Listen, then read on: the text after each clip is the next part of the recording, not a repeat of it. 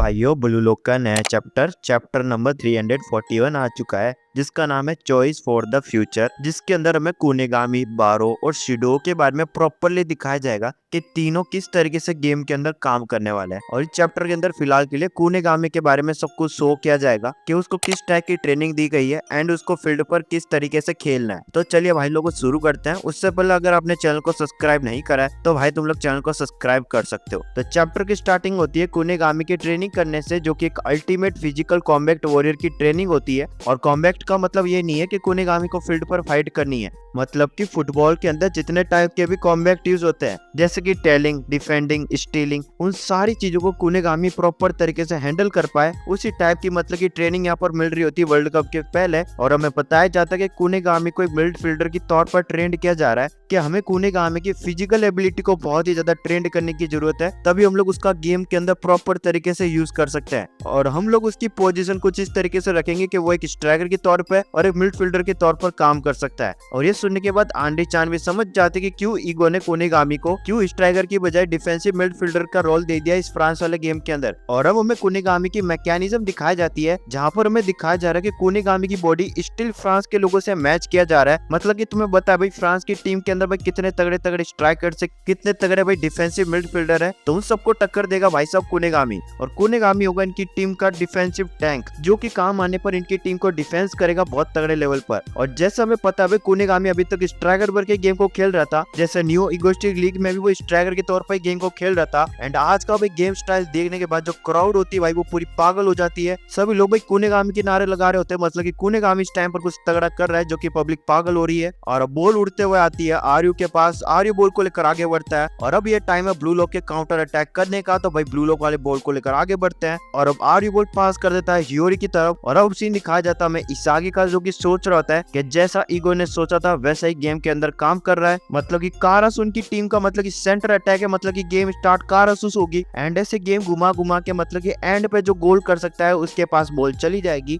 मतलब कि फील्ड के ऊपर अभी दो सिस्टम चल रहे हैं, एक तो कारासू का सिस्टम चल रहा है और ईगो जिम्पाची का सिस्टम चल रहा है। और दोनों के दोनों सिस्टम एकदम प्रॉपर तरीके से काम हो रहा है। जिसके बाद हम देखते हैं ह्योरी भी बॉल पास कर देता है रियो की तरफ, और इसागी दौड़ता हुआ कहीं पर आगे जा रहा होता है। और ये वाली स्ट्रेटेजी यूज करके फ्रांस को ये लोग टक्कर तो दे रहे होते हैं। और अब रियो को ह्यूगो रोकने के लिए आ जाता है, जिससे इनकी टीम का जो कोऑर्डिनेशन है वो थोड़ा सा बिगड़ने लगता है। और इसागी मनी मन सोच रहा है कि मेरे को मतलब कि ह्यूगो को बीट करना है, और उसके लिए मेरे को एक अलग थ्योरी सोचनी पड़ेगी, क्योंकि जैसा ईगो ने कहा है कि हमें इनकी सूटेबिलिटी के अकॉर्डिंग गेम को नहीं खेलना है, तो भाई इसागी को अपने लेवल की थ्योरी बनानी पड़ेगी ताकि वो ह्यूगो को सरपास कर सके। और अब इसागी के पास आ जाता है बारो, जो कि बोलता है कि भाई तू अब लूजर हो चुका है, तू इस गेम के अंदर यूजलेस हो चुका है, तो मैं तेरा यूज करके गोल करूंगा भाई, ये बात है तू भूल जा। मेरे को ईगो ने बताया था कि भाई मुझे तेरा यूज करते हुए गोल को करना है, मतलब कि हम दोनों को मिलकर गोल करना है, लेकिन भाई तू खुद ही गोल नहीं कर पा रहा तो तू मेरी हेल्प क्या करेगा। तो इस टाइम पर किंग बारो ने इसागी को यूजलेस बोल दिया है, और बारो यहाँ से आगे निकल जाता है। और बारो बोलता है भाई मैं खुद ही अकेला गोल करूंगा, क्योंकि जब तक तू बेकार है भाई तू मेरे लिए कोई काम का नहीं है।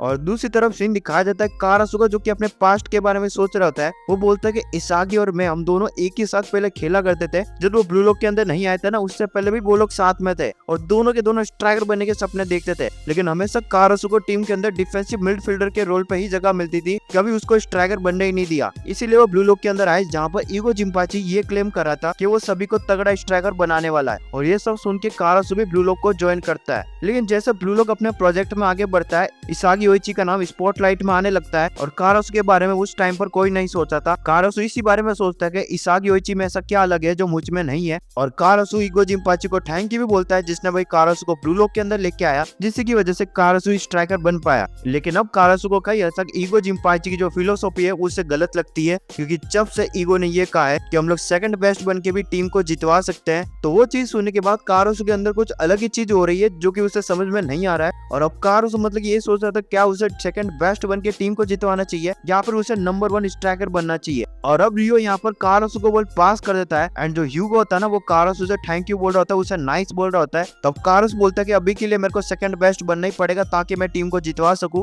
और बात रही भाई नंबर 1 बनने की बात, तो वो भाई फ्यूचर में बनेगा। बारो, शिडो और योरी तीनों बोल रहे कि भाई हमारे को बॉल पास कर, और अब कारासु बोलते हैं कि मेरे को अब ऐसे बंदे को बॉल पास करनी पड़ेगी जो कि भाई गोल कर सकता है, और इस गेम के अंदर मैं इसागी ओइची को भी सरपास करूंगा, उसे बीट करूंगा मैं। और अब यहाँ पर कारासु बहुत तगड़ी पास करता है जो कि भाई जाती है शिडो की तरफ। तो भाई कारासु ने शिडो को चुन लिया अपने गोल करवाने के लिए, और तुम सभी को पता ही है कि शिडो के पास बॉल गई तो वो गोल कर देगा। तो अब कारासु और शिडो को कैसे टीम अप देखने को मिलता है वो मैं अगले चैप्टर के अंदर पता चलने वाला है। तो दोस्तों यही थी आज की वीडियो। तो तुम्हें वीडियो पसंद आ गया तो लाइक कर देना, चैनल को तुम लोग सब्सक्राइब भी कर सकते हो। एंड अब लोग भाई और कौन सी मांगा कवर करे तो मुझे कमेंट्स करके बता सकते हो। तो चलिए आज की इस वीडियो को यहीं पर खत्म करते हैं, तो मिलते हो आपसे नेक्स्ट वीडियो में।